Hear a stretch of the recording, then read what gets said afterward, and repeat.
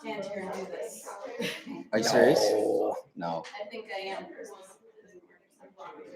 You can make that higher though. The tripod. Just a second, everybody. We're about to start in a second.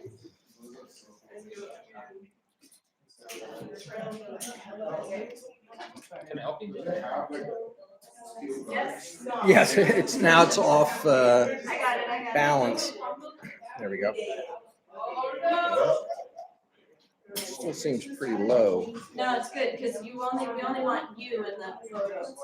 Okay. You're, Jen, you're live on YouTube. You're back. You're back. You're back. I didn't want any. There's only appears to be one person watching, so I think we're okay for right now. And it's.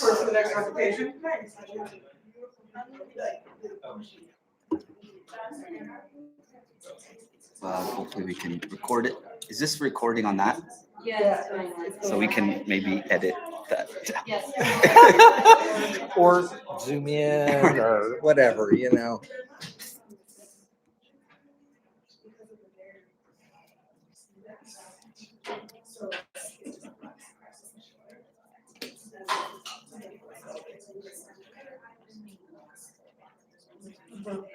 So we're here today for our latest Fight Back Fireside chat, and we are very fortunate to have two special guests. The first one is CPD's own, Center for Popular Democracy's own, Kumar Rao, who heads up our racial justice work and our Freedom to Thrive work and does many other amazing things in the world and at CPD.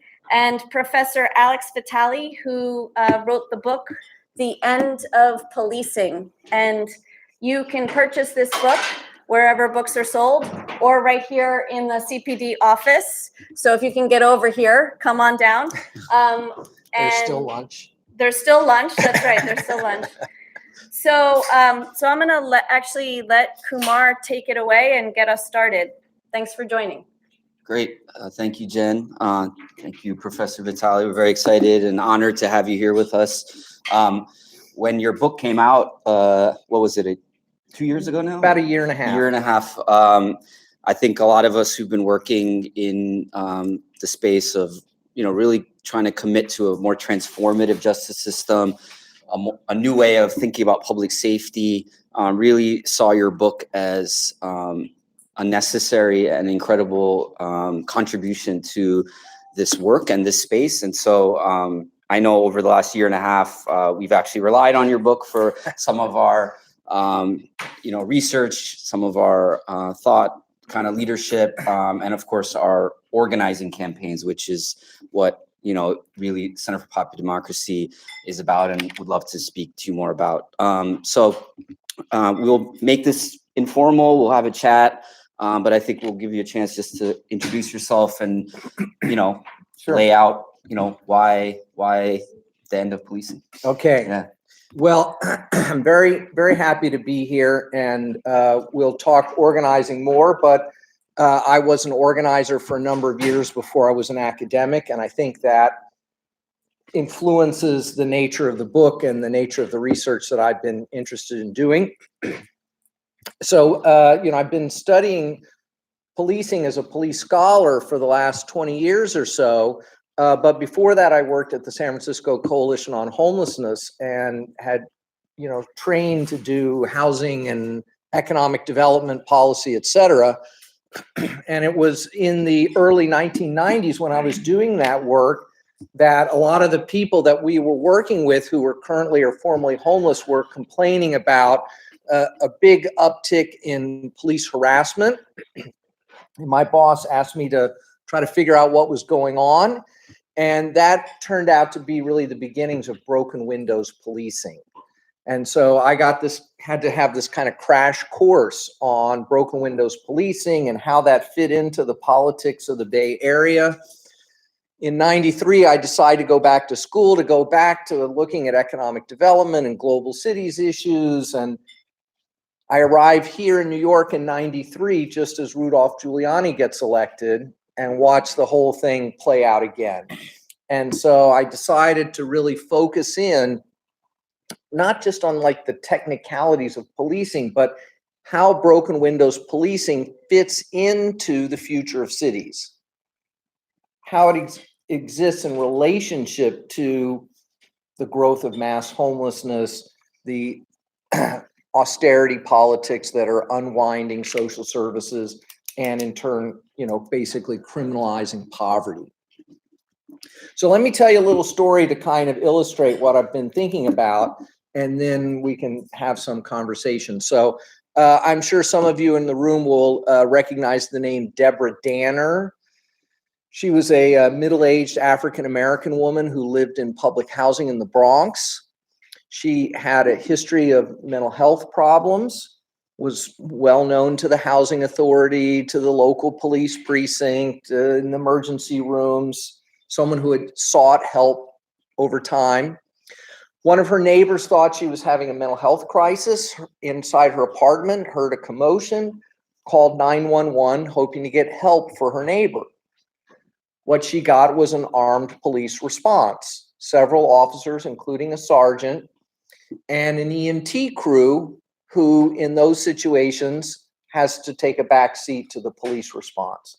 The police forced their way into her home, into her bedroom, and after some kind of scuffle, which is, debated exactly what happened, the sergeant in charge shot her to death, despite the fact that he had a taser, despite the fact that he'd had special training. But the story doesn't end there. What happened next is just as important, which is our very progressive city council here in New York decided they should do something about this incident.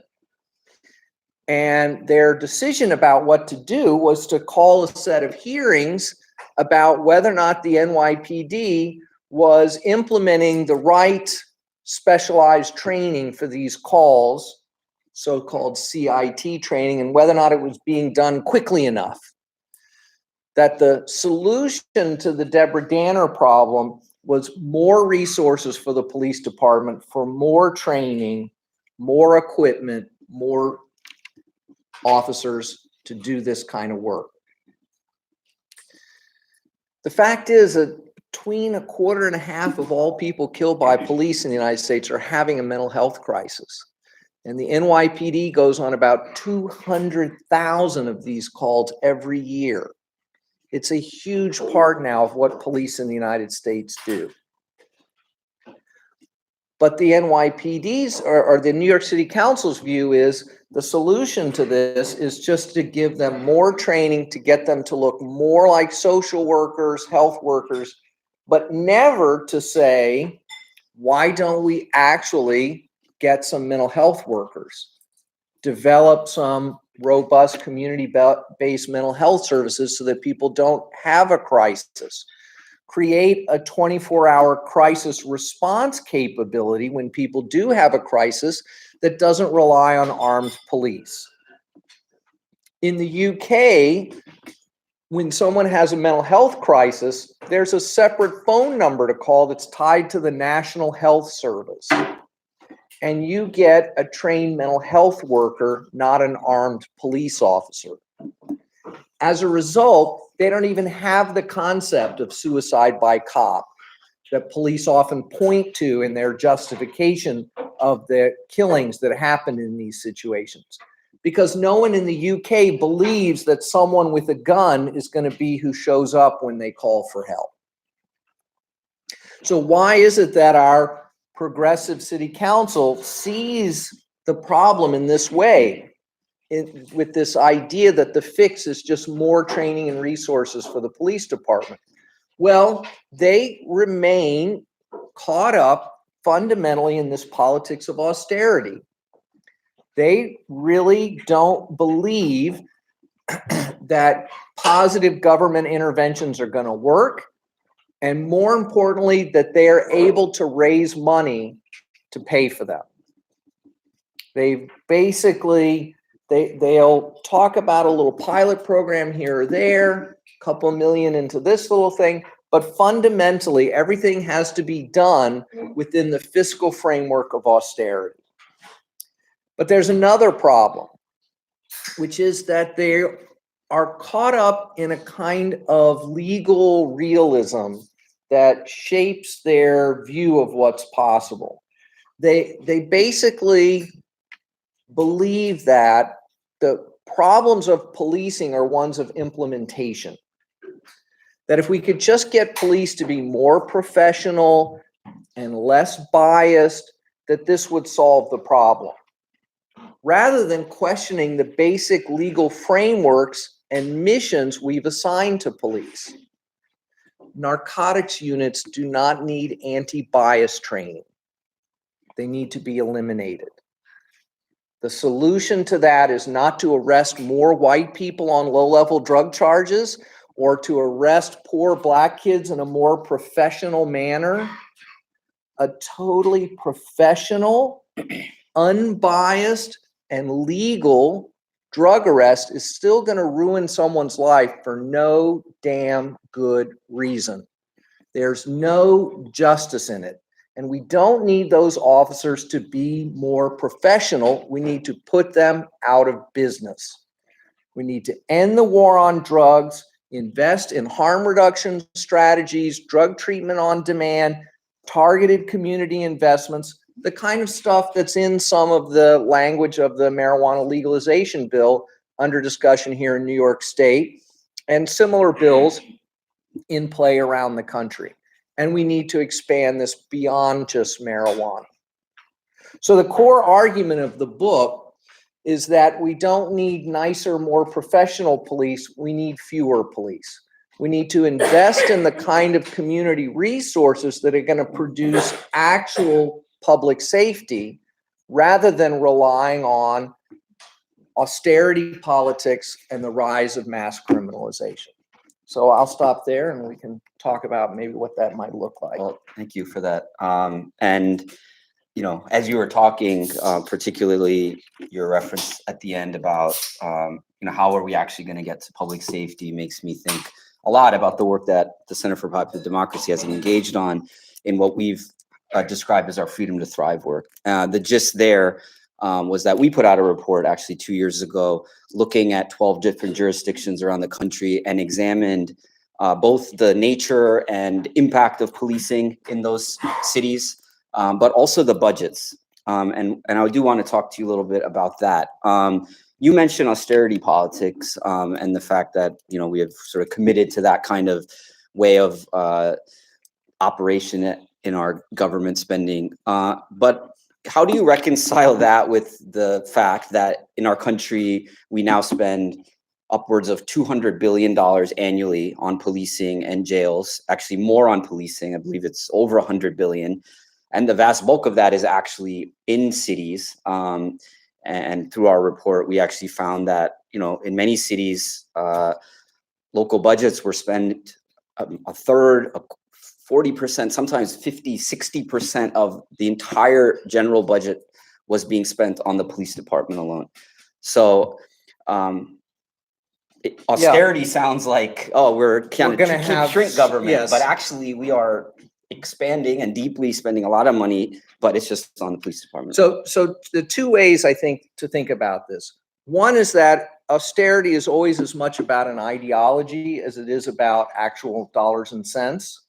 It's about a rolling back of the idea that government can reduce inequality and social problems through positive interventions. So austerity comes in the wake of the advances of the civil rights movement and the war on poverty to create an ideology that says that the problems we see in society are not the result of market failures. They're the result of individual and group moral failures. And when we define things that way, it means that the solutions are punitive, more threats and coercion, because what we're dealing here is evil. What we're dealing with here is evil or some kind of moral laxity that needs an authoritarian intervention. And a lot of this is about justifying the idea that market interventions are off limits. Housing markets, employment markets, health markets need to remain privatized and for-profit undertakings. So that means no more public housing, no more substantial public increases in public employment, no public healthcare options, just trying to constantly dial all that back. But there is a financial element to this, which I think, as much as I'm a proponent of the kind of divest from the criminal justice center, invest in communities, I'm not sure that dollar for dollar that's going to be enough. No, it's not. Right? So that even though they're putting hundreds of billions of dollars into criminalization and mass incarceration, we're going to need more than that to fix the kinds of problems that really need to be fixed. So we can't leave our agenda just at redirecting that money. Right. We got to look at, we could start with the money that's being spent on nuclear bombs and drone bombers and this kind of thing. There's a lot of money there too that could be repurposed. But creating universal health care, creating a universal right to housing, these things are going to cost money. And I guess at the core of that, that's certainly our position, and I think it is yours as well, that investments in the types of things you just laid out, whether it's healthcare, housing, even infrastructure, actually do lead to public safety.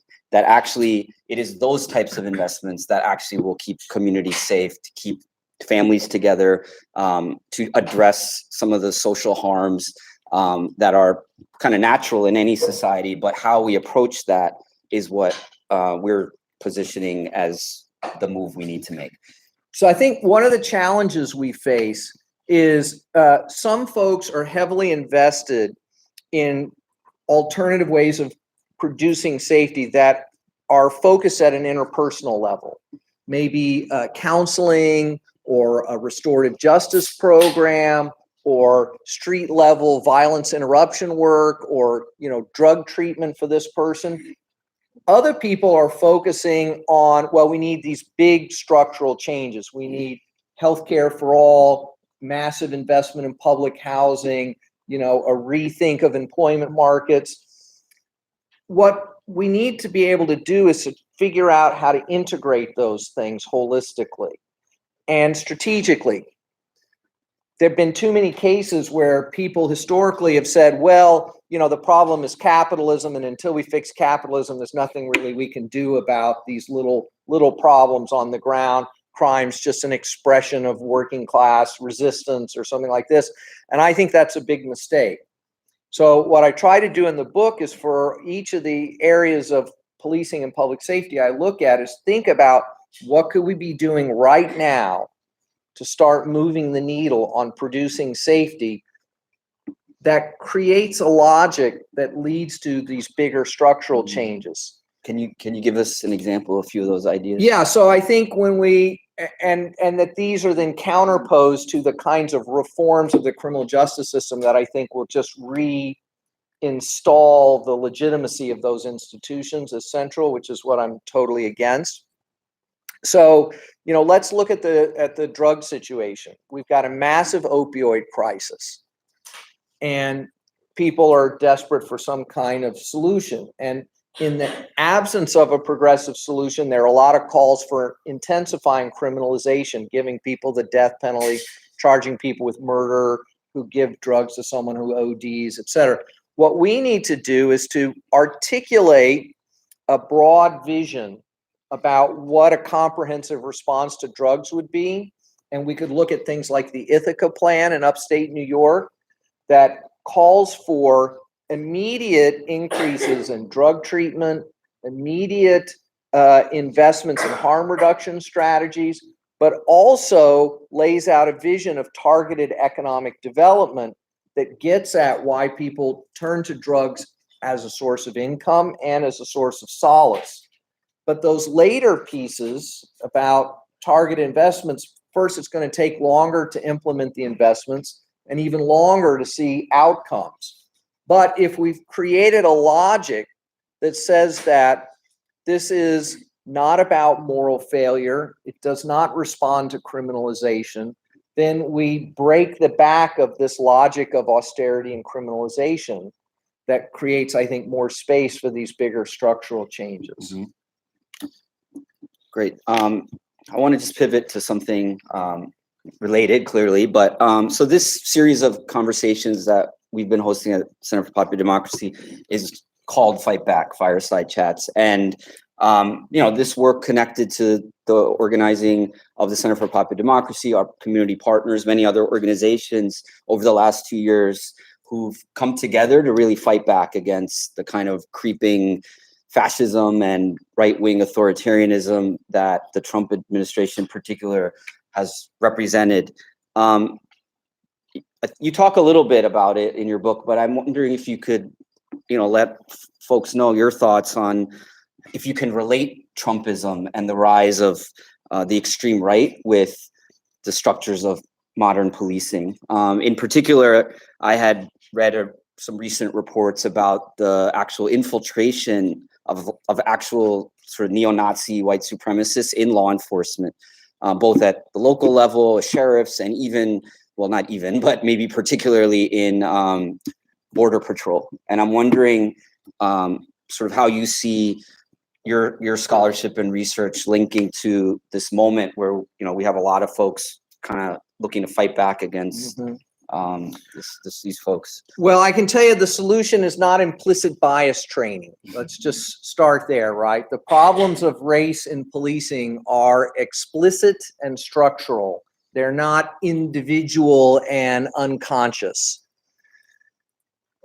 The fact is that policing has been historically a repository of authoritarian outlooks. It has always been, because of the nature of the institution, the use of force to manage social problems. It has always had this appeal to authoritarianism, both in terms of its membership and political support for it. People who invest in this kind of thin blue line ideology are not just defending the police because they're brave and trying to help us. They're actually invested in the idea that the best solution to our problems is an authoritarian one. That the way we make society better is to instill respect, which usually they mean fear, of authority. That's why things like school policing often starts in elementary schools. Not because there's any crime in the elementary schools, but the point of it is to instill respect for authority in small children in the hopes that when they grow up to be teenagers, they'll be more law-abiding and respectful to authority. But even if we understand policing, and we can see from the statements of their unions and many others just how much the racism is baked in and the authoritarianism is baked in, and there was just a new study that showed 25% of Facebook pages of police officers had racist and authoritarian language openly on them. Even higher among retirees, it was like 40%. But that is still a minority of officers. There is a growing number of non-white officers in the United States. And most officers, in my opinion, doing this work a long time, do not wake up in the morning with a racial animus agenda. They think they're helping these communities by criminalizing the bad guys. They really believe that. And it's what I would argue, it's sort of at that level that the racism is baked in. More specifically, it's why is it that politicians have decided that the problems for poor people, and especially poor people of color, are always best dealt with through policing? When a family in Westchester has a young person with a drug problem, they take that person to a medical professional. And if that kid gets caught in a fancy private school with drugs, oh, Jimmy, why did you bring drugs to school? Give those to me. Now, don't do that. They already have police abolition in those places. They understand that they don't want their children's problems resolved through policing and incarceration. So the very decision to label certain problems as crime and justice problems to be resolved through policing recreates racial inequality. When the schools don't work, the solution is not more counselors, more after-school programs, it's put police in the schools. When drug deaths rise, the solution is more criminalization.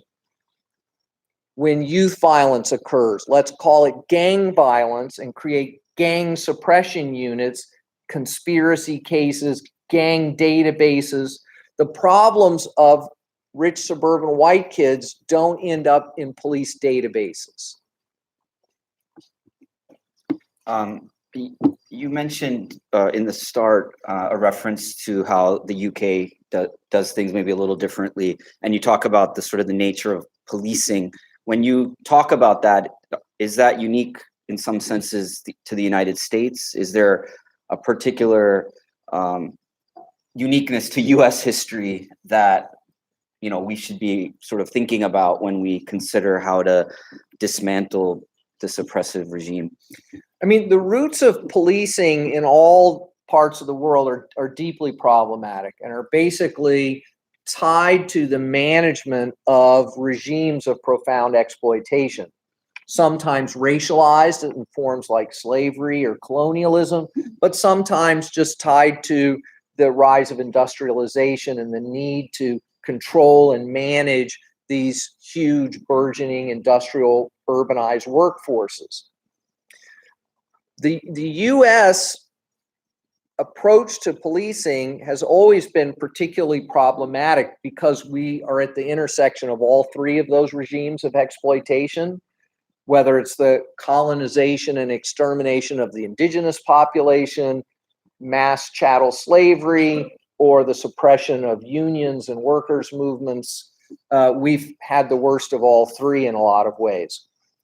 But the nature of the regimes of exploitation does play a role in the nature of policing. So we can look at places in Europe where policing is less aggressive, sometimes not armed, in part because they've either externalized the exploitation to other places through colonialism or trade, or they don't have as much inequality. So there's not as much need for this extremely aggressive and invasive policing. And while we don't have slavery and domestic colonialism in this 19th century sense today, what we have today is austerity politics, deindustrialization, and the rise of problems associated with that: mass untreated mental illness, mass homelessness, mass involvement in underground economies of drugs and sex work and petty thievery and car theft, right? And those are the problems that police have been asked to manage. And as austerity and neoliberalism have increased over the last 40 years, those problems have increased, and policing has expanded and become more intensive and aggressive to manage those. And the most obvious example is the rise of broken windows policing and the rise of the war on drugs. Yeah, and you actually hear sometimes from law enforcement offices that they too feel like they are involved in too many things. Sometimes, some of them, I mean, it's sort of, I think you hear it across the spectrum, but I'm curious what the reaction has been to your book and your outreach from law enforcement. Seems like there may be some kind of overlap in terms of, their view that they're often asked to do everything and they don't want to be doing that. So outside the US, there's been a lot of interest in the book among police, and I've had a lot of invitations, and I've spoken at major policing events with hundreds of police executives in the audience. I did an event with the head of the London Metropolitan Police earlier this year. In the US, nothing. Every once in a while, an individual officer will come to an event with a copy of the book for me to sign and be like, No, I cannot even tell you like where I work, what command. I'm not telling you my name even, because if anyone at work found out I was reading this book, I would be blackballed. That would be the end of my career. So there does not appear to be any openness to discussing these ideas among American policing. Mhm. Some individual officers, would love to see someone else manage the mental health problem, but they're not really engaging the reasons why they've been asked to engage it. Like they're generally in favor of austerity politics, more tax cuts, and social services are hand holding of criminals and stuff. They just wish, somehow magically those problems could be handled by someone else, because they're dangerous and difficult calls to manage, and they don't see much good coming of it. I wish it were true, but it's not. And I think outside the US, the book is popular because it's viewed as a cautionary tale. Mhm. They see that American policing is terribly broken. They don't do a lot of the things that American police do. They don't fill the schools. They don't handle mental health calls. They don't manage mass homelessness, and they don't want to. Right. So I found I've been a practicing attorney and was a public defender for many years in the Bronx, and have been kind of engaged on criminal justice issues for the last 20 years. I have at least observed a certain shift in consciousness among people in the United States about the horrors and the sort of failures of mass incarceration.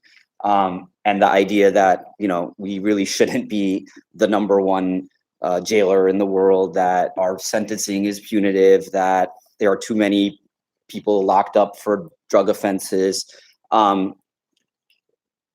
You have yet to see that when it comes to the kinds of, I think, theories and positions that you take in the book around policing. There's still today, even among progressives, you mentioned, it's like, we came to a place where we were able to close Rikers. I mean, that's a pretty big deal in New York City.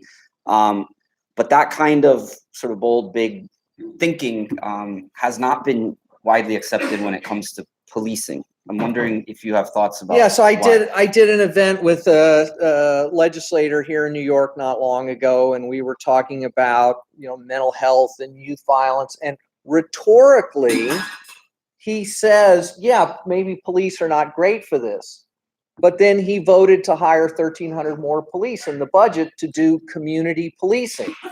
Well, what is community policing? It's using police to solve community problems. This is exactly the problem. So they're still caught up in this idea that police are the only tool we have available. Even if rhetorically they sort of understand that it isn't, they cannot get themselves to actually stop investing in that means of solution. So occasionally we get little bits of light, where a particular program is dialed back of policing, and we get a particular, positive investment in some community resource. But these are understood as totally separate issues, not intimately linked.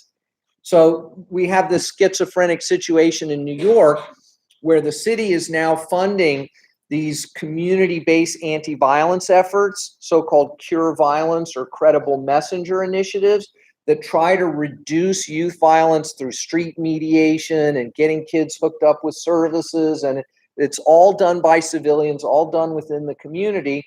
At the same time, the city has quadrupled its gang suppression unit, does massive gang conspiracy cases, brings in these focused deterrence programs to threaten and cajole kids and surveil them. And these things are incompatible. If one part of the system is driving kids into Rikers, into the criminal justice system, where gangs are rampant, where you have to almost be in a gang to survive, and then come out and no, we're trying to get you out of gangs and we're trying to move you in this positive, this is not going to work. Someone has to connect the dots and say, no, we cannot simultaneously criminalize these kids and try to help them get out of these problematic dynamics they're sometimes caught in. And are those, I mean, that seems very logical to me, but I'm wondering, how have you've had conversations, obviously, with policymakers, elected officials, media. Have these arguments been persuasive? Are there ones that have been more persuasive, let's say, than others, in terms of getting policymakers to kind of rethink the way they resource and use our public resources? Sometimes an individual policymaker gets it, is coming around to the idea, but they're still very much in the minority. So I think part of what happens is then they try to get some money for a special program, but they can't link it to the bigger politics because then they won't have support for it.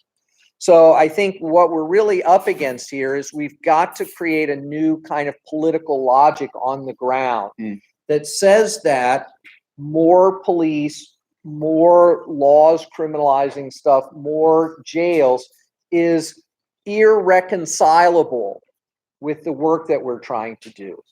And one expression of that for me is any politician who's taking money from police and corrections unions who have this kind of politics cannot be our friend. I mean, I don't want to engage in simple litmus tests, but to me, this is a massive problem, and we have to give them real consequences for saying that politics is at all acceptable. What we need is politicians saying, I'm campaigning against that mindset. If they, want to bargain for health benefits and another 2% in their pension along with other city employees, okay, that's one thing. But when we look at the statements, public statements from these unions about their policy vision, it is antithetical to everything we're fighting for here. Right. So it makes me think, of a sort of the concept of power, right? And how critical that is to all this work. As Center for Popular Democracy, our theory of change is, of course, to organize and to organize communities to build their power, to demand and effectuate the kind of change we want to see. What do you see as the role of community organizing in these efforts? And sort of where do you think would be most strategic to, start making some of these disruptions? I think if we just commission more white papers with research about that'll solve the problem. No, obviously, I think that one of the big mistakes we've made is imagining that there are technocratic solutions to this problem. That if we, for a lot of academics, the idea is if we could just write one more peer-reviewed research paper showing why, mass incarceration is a bad idea, that will get us over the hump. This is nonsense, and there's no reason to believe this is true, that we're not in an environment where scientific research is what shapes the policy debates or generates power on the ground. So we have to have a power analysis, which has been lacking not just in academia, but also in a lot of the policy world, including a lot of the civil rights world. And I think that was one of the crucial themes in Michelle Alexander's book, The New Jim Crow, was to call out the old line civil rights groups for not just focusing on the wrong issues, but in failing to build political power and imagining that if they just crafted the right legal argument, that it would fix all this. Right.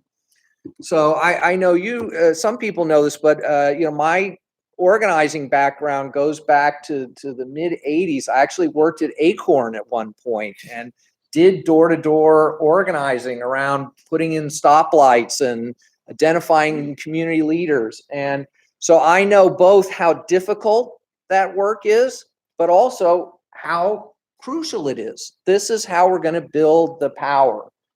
And so when I wrote this book, I intentionally did not write an academic book. Mm-hmm. I wrote a book that was intended to be a resource that could support organizing, that could help in developing strategic agendas and give people both rhetorical and factual tools to build community power. And to me, the most exciting organizing that's going on right now is community-based organizing that says we don't need any more police to solve our problems. We need drug treatment on demand, summer jobs for our young people, real mental health services, affordable housing, et cetera. Right. And that's, I think, exactly why we're excited to link up with you for this conversation, because that really is the work that many of the partner organizations within the Center for Popular Democracy Network are engaged on in cities like Milwaukee and Detroit, in Baltimore, really trying to make demands of their policymakers to rethink the way we resource public safety, and to really fracture these austerity politics that you described. And I know that even as you've been putting out your book over the last year and a half, that you specifically have actually been doing outreach to community groups. You're not just going to, like radio interviews and, Right. and bookstores, which you're doing as well, which is important. But you made a choice to kind of engage with community groups around the country. Can you talk a little bit why Sure. that is and what's come out of that? Yeah, for me, the most gratifying invitations are the ones to work with folks who are on the ground trying to figure out how to do this. And even when we have a vision, that doesn't mean we always know, we all need reflection and outside information. And so, and I don't come in with this idea that I have all the answers, but just that I could be part of a conversation to try to work this out. So I'll just give one example.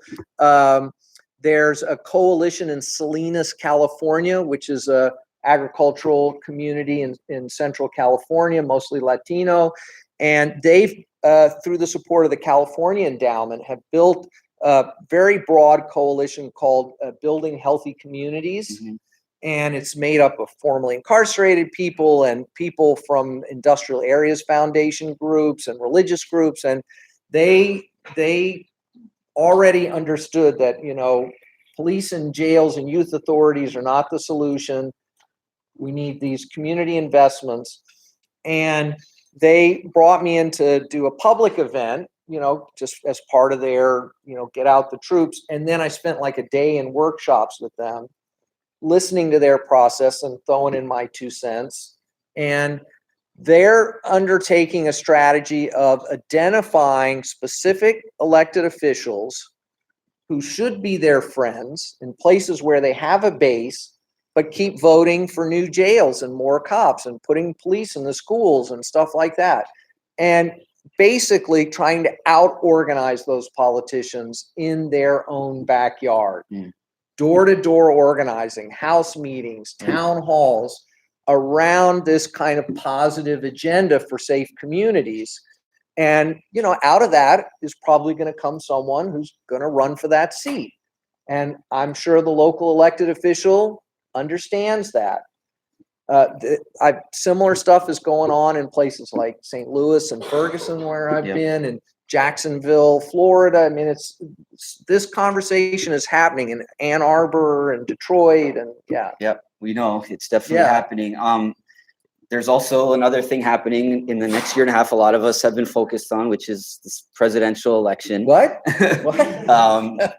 I know you've also sort of been thinking a lot about that too. And I'm wondering, if you were to get in a room, let's say with some, one of these candidates who is going to be the next president, what would you say about your book? Like, what would be something that you would want one of these candidates to kind of take away and potentially even, offer to the country? So I think we have to, understand the moment that we're in, right? To get where we really want to be, there's got to be a lot more organizing than there's been so far. We've got to, create the politics on the ground, not the politics in campaign ads. The campaign ads will follow where the politics on the ground are. Now, I think we have shifted the needle on a lot of stuff, like healthcare, and with the problems of mass incarceration. I don't think we've shifted the needle enough on policing as a central component of that. But I think, so as a result, what I would probably suggest to them is some version of a kind of justice reinvestment vision that I think people can kind of relate to more broadly, even if we haven't been doing this work with them, which is just to say that to the extent that people realize there's some problems with mass incarceration, we could think about ways of talking to them about creating public safety, not by just letting everyone out of prison, but by building up community infrastructure so that we don't send people to prison in the first place, so that there's something positive for people to return to, et cetera. So that's the kind of language that I have had a chance to use with some of the campaigns, and continue to, refine my thinking on that. That's great. Yeah. And I know you're aware, but the Center for Popular Democracy has been engaged and is developing a campaign with many other movement and racial justice organizations to do something like that, to develop a platform, an agenda, a campaign to really push for a transformative vision for our justice system, from policing to the carceral system as a whole, and to really kind of make the demands of our candidates for office, who are in many ways committed to fighting for progressive ideals on healthcare, on the climate, and what's at least I think been missing to some extent is that same kind of vision for our justice system and for policing. I mean, I think one of the interesting things going on right now is not just the grassroots organizing, but you can see a lot of the civil rights groups and national organizations engaged in some soul searching around this. A lot of them have been committed for decades to these kinds of procedural reforms. If we could just get the police anti-bias training and de-escalation training and create a little bit of a community accountability structure, that somehow this will magically transform policing. And it's been hard to get some of them off of that agenda, to say more concretely, actually, the fundamental legal frameworks the police are enforcing reproduce racial inequality, that turning problems over to the police is the problem, not the solution. So that is also a place where I focus some of my energy, is trying to get some of these groups to see not only do these reforms not work, there's no empirical support for any of them. Implicit bias training, community policing, none of this stuff works. It doesn't reduce the number of people getting killed. It doesn't reduce the number of people getting arrested. Brand new research just came out on procedural justice reforms, showed no effect on any measure. Body cameras, the research shows no effect on violence, arrest rates, complaints against police. These things don't work. They're just about providing political cover in the face of crisis, and just getting people to give that up and talk about community investments instead. Great. So I think we have some questions. Should I turn it back to you, Jen, to facilitate that? Yeah, sure. Well, I got some questions from the internet, so I'll just do my best to pretend. I'm a new activist. I'm not, but I'm a young activist. That's what I wish it said. I know police killings are bad, and it seems racialized. I heard you say that my suburban community already has abolition, because you're right. Like, we don't in suburban community. I don't actually live in a suburban community, but in a suburban community, the kid goes to school, has drugs at the prep school, and they sort of take care of it because they don't want their kids to enter the criminal justice system. But we don't. This person says, we don't have abolition. We have cops. Aren't they needed sometimes? Convince me to be an abolitionist. So abolition is not about an outcome by itself. It's really about a process. It's about saying that policing should be understood as a deeply problematic tool of government that comes with violence and a history of racism and the production of inequality, and that it should always be understood as the tool of last resort.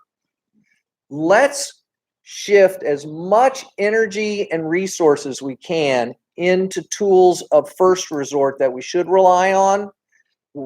And if there's something left at the end of that, we'll work on that as we get to it. So this is not about tomorrow we're going to flip a switch and there are no police.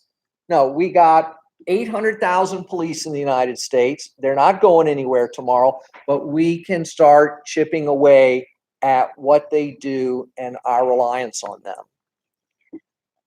I'll open it up. I have another 2 questions, but we'll open it up for people in the room. Your comment, well, I like the comment that. 1 second. We lose the. Well, the follow-up that, policing is almost inherently like racist. And that it doesn't necessarily becoming police doesn't make you an authoritarian figure. You kind of want to exercise that when you become a police officer or before you become a police officer. And I just wanted to ask whether, how do you see the 1033 program and how that's influenced excessive use of force and et cetera, and Okay, all yeah, other policing sure. issues? So 1033 is the federal program that allows the Department of Defense to transfer surplus military equipment to domestic policing functions. And actually 1033 is dwarfed by Homeland Security grants that give cash money to departments to buy military hardware, billions of dollars of this stuff. So is this at the root of the problems of policing in the US? I think it's more a symptom than a cause. The problems of the militarization of policing are not so much about the hardware as they are about the mission and mindset. When we tell the police to wage a war on crime, a war on drugs, a war on terror, a war on gangs, a war on immigrants, a war on the poor, they're going to be aggressive, violent, authoritarian, etc. And of course, when they're trying to carry out those wars, they're going to be drawn to military-looking solutions, SWAT teams, special response groups, these kinds of things, and all the toys and hardware that go with that. And yes, those toys and hardware increase the harms that policing can produce, but just taking the toys away is not going to fix this. We got to go at these wars. We got to quit fighting these wars.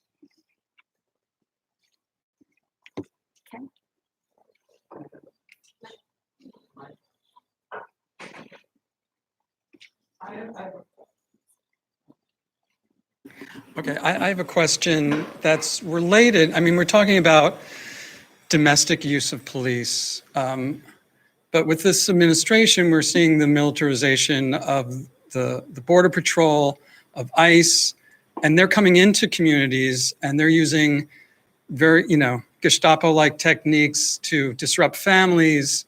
And then on the border, we have the privatization of jail, incarceration, detention centers, and we're imprisoning families and destroying communities, destroying individuals. So I want to see how this is connected to all that. Yeah, I heard that ended all illegal immigration by doing that.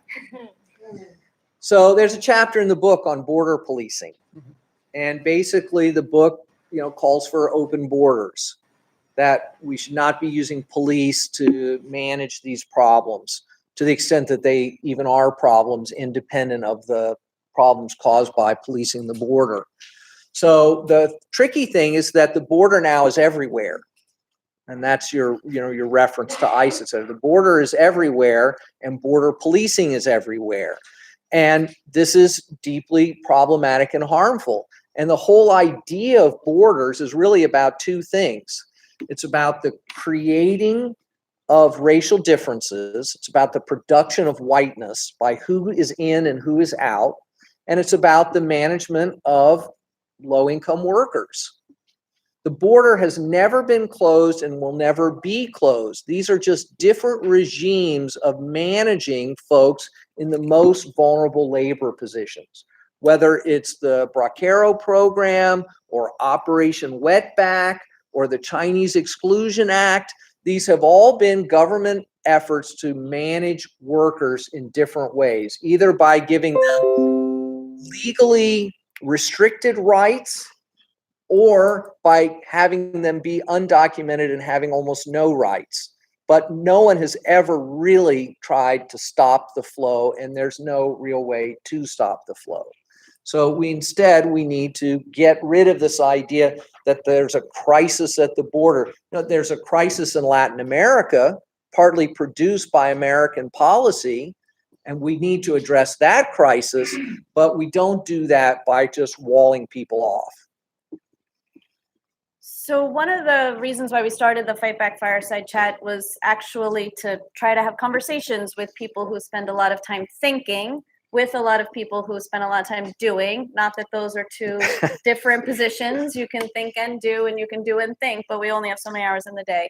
And so we wanted to figure out just exactly what do we do to stop the movement towards authoritarianism in the country. And so your last chapter is on political policing. And one of the things that I've been thinking about a lot is like how we need our democracy in order to save our democracy. This is the anniversary of Tiananmen Square. That was a moment in my political history that was important. I saw it on TV. Literally, there's a blackout. Actually, you saw the protesters. Everyone watched it all across the country, and then all of a sudden, the TV just shut off, and you knew that all of the protesters were just killed. And that actually did destroy. It wasn't, the murder of one leader, because we always say, well, we have a leaderful movement so that you can't just assassinate one person, but that actually was the incredible, the end of the movement for freedom in China. And so it seems so privileged to complain about how protests are over-policed. We know that there's going to be pens that we're going to march into, that we're going to get into. We try to push back. There's nothing really we can do. So we sort of make other plans around that. We don't really challenge it legally. We don't confront against it. But at the same time, now that we're really actually losing our democracy in this country, I'm concerned that maybe we're not paying enough attention to how over-policed our right to protest is. So I spent a lot of years working specifically on this issue of protest policing in the U.S. and internationally, and have worked with a lot of human rights groups and police departments and international organizations. And it is true that, when we have protest movements here, we don't have to worry too much about snipers shooting us from rooftops and large numbers of people being tortured in prison. And that is really important and should not be just dismissed because we have problems. At the same time, we need to be incredibly mindful of the ways in which the state wants to suppress grassroots political activity. And as our movements become stronger and make more radical demands, we can expect that kind of repression to intensify and to take a lot of different forms. There's, putting people into protest pens a block away from where they want to be protesting. Okay, that's annoying and reduces our impact, but that doesn't prevent us from, keeping lists, sharing those lists with employers, trumping up charges on people, sowing dissension within the movement. We've seen these things happen, not just to the Black Panthers in the 60s, but throughout American history. The Palmer raids, the anti-anarchist movements. The NYPD had an Italian squad for many years that went after Italian labor activists and anarchists. It was racialized in that way 100 years ago and was involved partnerships with right-wing civilian groups, and they created blacklists and circulated them to employers. So they have this capacity. They know how to do these things, and we need to be ramping up our capacity to protect ourselves and to resist this. So it's 2:00 now, and I know that many people have to go. The book is The End of Policing, and you can buy it wherever books are sold, your community bookstore, of course, or you could click onto Amazon, I guess, or you could come in direct from Verso. Direct from Verso, or you can come into the CPD office and buy it here. And if anyone else has questions in the room, do you have another couple of minutes? Yeah, sure. Okay. All right. Thank you so much.